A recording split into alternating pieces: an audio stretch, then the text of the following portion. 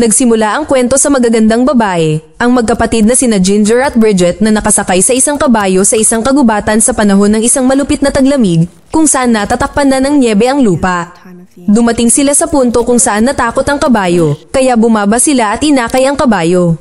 Nakikita nila ang mga katutubong simbolo na nakasabit sa mga puno at pagkatapos ay nakarating sa isang magulong kabin na may bahid ng dugo. Nakakita sila ng isang matandang katutubong babae na nakatayo sa malapit. Sinabi niya sa kanila na ang kanyang kapatid na babae ay nawawala sa loob ng maraming taon. Binibigyan niya ang bawat isa sa kanila ng isang leather na kwintas na may nakakabit na bungo ng uwak.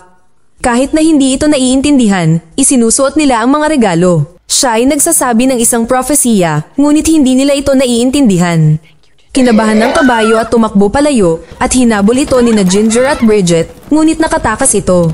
Sa kasamaang palad, hindi sinasadyang naapakan ni Bridget ang isang bitag ng oso na umipit sa kanyang binti. Ito ay napakalakas at hindi ito mabuksan ni Ginger, kaya pumunta siya upang humingi ng tulong sa matandang babae. Habang ang kanyang kapatid na babae ay umalis, si Bridget ay naghihintay para sa tulong. Bumalik sa kampo ng mga katutubo, narinig ni Ginger ang isang lobo na umaalulong at pagkatapos ay tumakbo pabalik kay Bridget na nakaharap sa isang napakabangis na lobo. Lumapit ang isang kabataang katutubo na nagngangalang Hunter at tinawag ang lobo. Habang papalapit siya kay Bridget, tumakbo si Ginger at hinampas siya ng isang piraso ng kahoy, ngunit ibinato niya ang isang tirador na pumulupot kay Ginger at nahulog siya sa lupa. Yumuko si Hunter at binuksan ang bitag at maaari nang hilahin ni Bridget ang kanyang paa.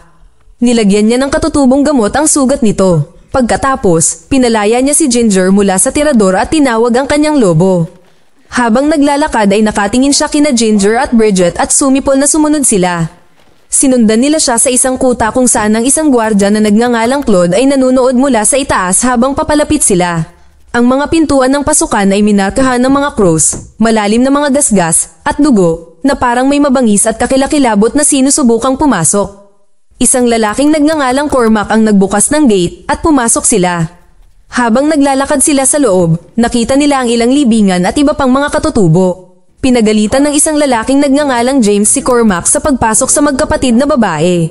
Sinabihan ng isa pang lalaki na kilala bilang Wallace Rollins si James na umatras. Ipinakita ni Bridget kay Rollins ang sugat sa kanyang binti mula sa bitag. Pagkatapos, isang pari na nagngangalang Reverend Gilbert ang nagsabi kay Rollins na paalisin sila sa kuta. Ngunit, pinanatili siya ni Wallace upang suriin siya ng doktor. Isang doktor na nagngangalang Murphy ang gumagamot sa sugat ni Bridget. Pumasok si Rollins at nagpakilala, inanyayahan ng magkapatid na sumama sa kanila sa hapunan sa hall ng kumpanya. Tinanong ni Ginger si Dr. Murphy kung ano ang ikinamatay ng mga tao sa libingan, ngunit hindi niya sinabi sa kanya. Dinala sila ng isang binata na nagngangalang Finn sa kanilang silid. Sinabi niya na iyon ang silid ni Jeffrey, ang anak ni Rollins, ngunit namatay siya. Binigyan niya sila ng ilang damit na pag-aari ng asawa ni Rollins na namatay din. Sa hapagkainan, si Reverend Gilbert ay nagpasalamat sa biyaya na ibinigay sa kanila, ngunit pinutol ito ni Ginger at nagsimula silang kumain. Sinabi ni Murphy na kakaunti na lang ang natitirang pagkain. Pumasok si Hunter at inilagay ang panga ng isang lobo sa mesa. Sumama siya sa kanila sa hapunan, ngunit tila hindi masyadong natutuwa si James kay Hunter. Gumagawa si James ng ilang akusasyon laban kay Hunter, ngunit nagawa ni Hunter na itutok ang kutsilyo sa lalamunan ni James at sinabi sa kanya na mananatili siya dahil gusto niya. Sinabi ni Gilbert na dapat nilang iwanan ang kuta, ngunit sinabi ni Rollins na mananatili sila at hahawakan ang lugar. Bigla silang nakarinig ng malalim na ungol na nagmumula sa mga kagubatan sa kabila. Naglakad sina Ginger at Bridget sa kanilang silid at sinundan sila ni Gilbert. Sinabi niya na may mga demonyo sa labas at mabilis nilang isinara ang pinto sa likod nila. Habang nakahiga sila sa kama, nakita ni Ginger ang isang bagay na masama. Habang natutulog si Bridget, lumabas siya ng kwarto para kumuha ng tubig. Nakarinig siya ng tunog at nag-imbestiga. Binuksan niya ang pinto sa isang maliit na silid at nakita niya ang isang batang lalaki na nagtatago sa isang sulok. Habang papalapit siya sa kanya, lumingon ito sa kanya na may nakakatakot na deformed na mukha, dahilan para mapasigaw siya habang kinakagat siya ng nilalang. Pagsapit ng umaga, ginising ni Ginger si Bridget at nakitang may kagat si Ginger sa balikat, kaya nagpa siya si Ginger na umalis sila sa lugar na ito. Pagkatapos makahanap ng espada at bayanita, nakipagsapalaran sila papunta sa labas. Pumunta sila sa main gate at tinanggal ang kahoy na nakaharang sa pinto. Lumitaw si James at sinampal si Ginger at bumagsak ito sa lupa. Inihagis niya si Bridget sa sahig, ngunit bumangon si Ginger, handang labanan siya. Bago sila maglaban, itinutok ni Bridget ang isang baril sa kanyang ulo. Habang nakatayo sila, may sumusubok na pumasok sa mga pintuan. Humingi ng tulong si James at tumatakbo ang ibang mga lalaki. Isang lalaki ang inatake ng nilalang sa pamamagitan ng uwang sa gate at halos hindi nila naisara ang pinto habang tumatakas ang mga babae. Sinabi sa kanila ni Gilbert na may isang demonyong pumasok sa isang butas sa dingding at ikinulong sila sa isang kalapit na cabin at isinara ang pinto. Ngunit ang talagang ginawa niya ay ikulong sila kung nasaan din ang nilalang. Habang hinahabol sila ng nilalang sa itaas, nagkulong sila sa isang maliit na silid at sinubukan ng nilalang na sirain ang pinto. Biglang bumagsak ang nilalang nang bumaril si Hunter ng palaso sa ulo nito mula sa labas ng pinto. Pagbaba nila, lumitaw si Rollins at sinabi sa kanya ni Ginger na ikinulong sila ni Gilbert kasama ang demonyo. Sinabi ng bantay ng tore kay Rollins na marami sila sa labas ng kuta. Inutusan ni Rollins ang mga babae na bumalik sa kanilang silid. Tumingin si Hunter kay Bridget at nagsabi ng isang bagay sa katutubong wika, pagkatapos ay sinabi, itim at pula. Tumingin si Bridget kay Ginger at nakitang dumudugo ang ilong nito. Habang nakaupo sila sa kama sa kanilang silid, narinig nila ang mga lalaki na nagpapaputok ng mga baril sa mga halimaw na nilalang sa labas ng gate. Maya-maya, nagising si Ginger sa kama at nakitang nawawala si Bridget. Lumabas siya ng silid upang hanapin siya, ngunit sa halip ay natagpuan niya si Hunter. Nakita niya ang sugat sa balikat nito at nilagyan ng katutubong gamot. Yumuko si Ginger at hinalikan siya. Habang hinahalikan niya ang kanyang balikat, nakita niya si Bridget na duguan ang mukha. Gayunpaman, ito ay tila isang panaginip lamang. Ngayon ay makikita natin si Ginger na nakahiga sa kama, basang-basa ng dugo sa tabi ni Bridget. Ito ay sanhi ng paglala ng kanyang sugat sa balikat. Pumunta sila sa bahay ni Dr. Murphy, at habang nasa daan, nakita nila ang patay na hayop na umatake sa kanila kanina, isang bagay na kakaiba at nakakatakot. Pagdating sa lokasyon, nakita nila si Finn sa loob, naghihiwa ng mga linta na may pulang mantsa sa paligid ng kanyang bibig. Pumasok si Murphy at nakita si Finn at tinanong kung nakagat siya noong nakaraang gabi, ngunit itinanggi ito ni Finn. Habang itinutok ni Murphy ang kanyang rifle kay Finn, sinabihan niya itong maglagay ng linta sa kanyang dibdib. Kasabay nito, itinaas ni Murphy ang kanyang baril. Ang linta ay nagsimulang lumaki ng mabilis, at habang sumisigaw si Finn, binaril siya ni Murphy. Tinanong niya ang mga babae kung paano niya sila matutulungan, ngunit nabigla sila sa kanilang nasaksihan. Isinasaalang-alang kung ano ang nangyari, nagpa siya silang pinakamahusay na huwag banggitin ang kagat ng balikat ni Ginger. Paglabas ni Murphy at ng mga babae sa bahay, nakita nila ng malapitan ang katawan ng patay na hayop, na kasing laki ng lalaking nakahandusay sa sahig. Sinabi ni Murphy sa isang lalaki na nagngangalang Seamus na kapag nakagat, nagbabago sila. Ang nilalang na ito ay marahil ay dating kapatid ni Claude, si Jean-Pierre. Kinuha ni Seamus ang isa sa mga mata na gawa sa salamin, kaya ngayon ay alam na nila. Pinag-uusapan ng mga lalaki ang paggawa ng magandang desisyon para sa lahat, ngunit gustong umalis ni Seamus, ngunit sinabi ni Roland na kailangan nilang manatili at lumaban.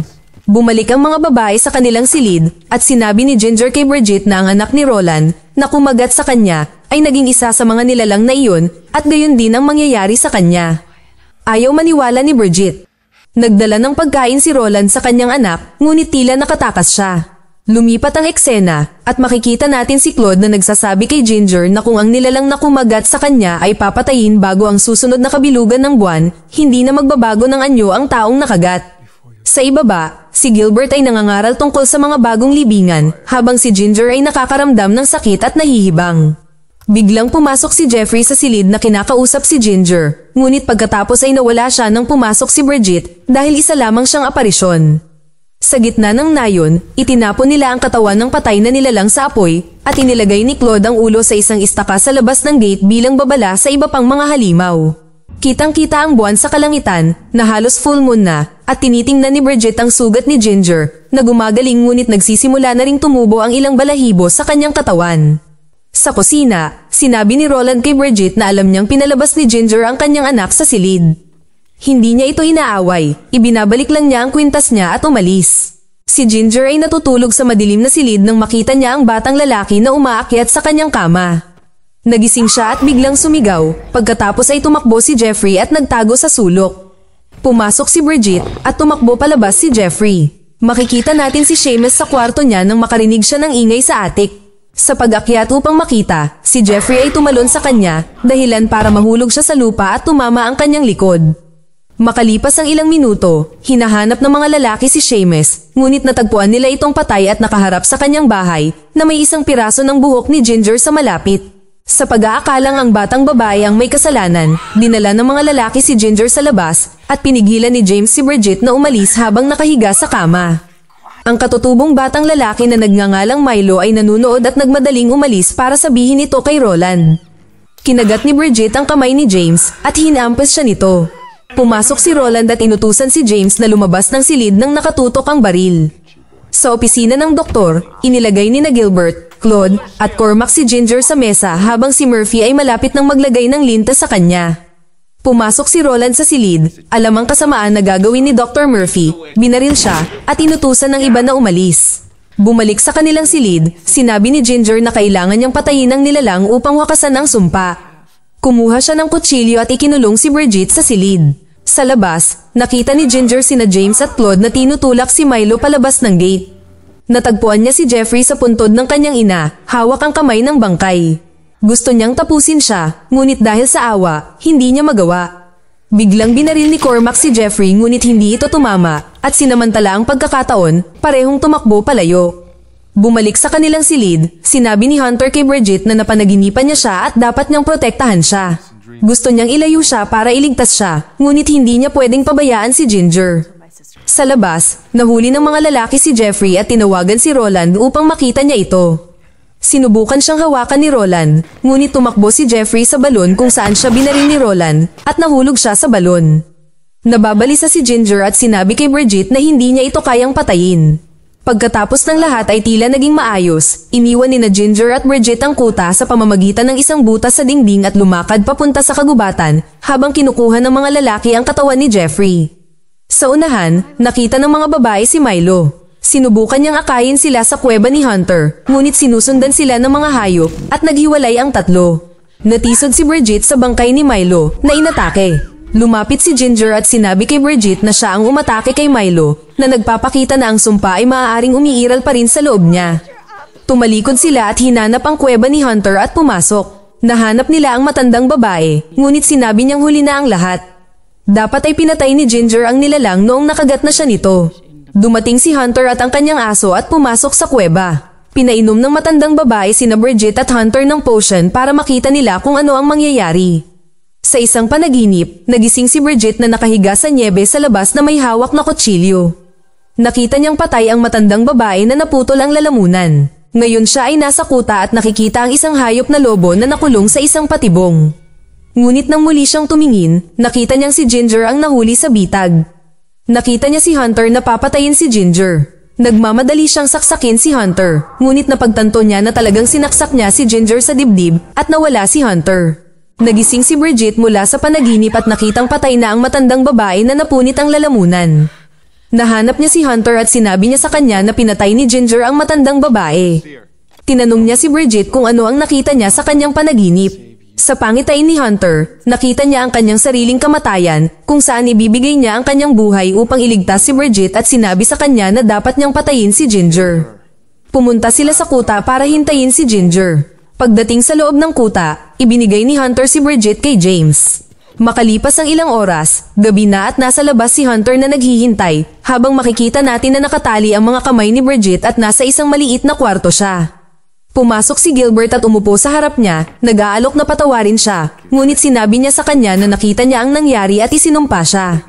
Inilabas niya siya at inihagis sa lupa, tinawag siyang mangkukulam. Lumapit si Ginger sa tarangkahan at kumatok, at pinapasok nila siya. Samantala, susunugin na ni Gilbert si Bridget, ngunit pinatamaan siya ni Hunter ng isang palaso sa kanyang braso at nalaglag niya ang nagniningas na torch. Nang pumasok si Ginger, sinimulan siyang hampasin ni na James at Cormac, ngunit nang makaupo siya, sinipa siya ni James. Sinabi ni Gilbert kay Rollins na sunugin si Bridget, ngunit sa halip, sinaksak niya ng espada si Gilbert at pagkatapos ay sinunog siya. Habang gumagapang si Ginger sa mga tarangkahan, nilapitan siya ni James, kinukot siya ang kahinaan niya, ngunit sa isang mabilis na paggalaw ng kanyang kamay, pinutol niya ang kanyang lalamunan. Bumangon siya at binuksan ang mga gate at pumasok ang lahat ng nilalang na werewolf. Sinubukan ni Claude at Cormac na tumakbo, ngunit huli na ang lahat. Inihanda ni Hunter ang kanyang mga palaso at binaril ang isa sa mga hayop. Kapag inatake ng isa sa mga halimaw si Rollins, pinatay siya ni Hunter. Bumangon si Rollins na may mga marka ng kagat sa kanyang mukha. Kinuha niya ang kanyang kutsilyo at pinalaya si Bridget. Si Hunter ay pumatay ng isa pang lobo gamit ang isang palakol at pagkatapos ay pumatay ng isa pa gamit ang kanyang kutsilyo. Sa loob ng gusali, sinunog ni Rollins ang lahat. Habang binaril ni Hunter ang isa pang lobo, ang isa ay tumalon at kumagat sa kanyang braso. Hinila siya pababa habang sinasaksak niya ito. Sa itaas, habang naglalakad si Rollins, kalmado itong umupo, kinasa ang kanyang baril, at tinapos ang kanyang paghihirap. Sa labas, maraming patay na nilalang ang nakahiga sa lahat ng dako, at si Bridget, naglalakad na may dalawang nagniningas na torch, ay hinahanap ang kanyang kapatid na si Ginger. Ibinaba niya ang mga sulo habang naglalakad siya patungo kay Hunter. Binigyan siya nito ng kutsilyo at sinabi sa kanya na dapat niyang patayin si Ginger. Ngunit tumingin si Bridget sa kanyang kapatid at sinabing, magkasama magpakailanman, at pagkatapos ay lumingon at sinaksak si Hunter sa dibdib. Tumakbo si Bridget kay Ginger, at nagyakapan sila, pagkatapos ay tumalikod at umalis sa kuta, nilock ang mga pintuan mula sa labas habang nasusunog ang mga bahay sa loob. Sa huli ay makikita natin si Ginger na nakaupo sa nyebe habang ang ulo ni Bridget ay nasa kandungan ni Ginger at tumutulo ang dugo mula sa kanyang kamay. Sa pagpili sa kanyang wakas, malapit nang maging katulad ni Bridget ang kanyang kapatid, hindi bilang hayop, ngunit bilang isang bagay na mas makapangyarihan. Mag-subscribe para sa higit pang mga video na tulad nito, i-on ang notification at mag-iwan ng like para matulungan ang aming channel. Salamat sa panunood.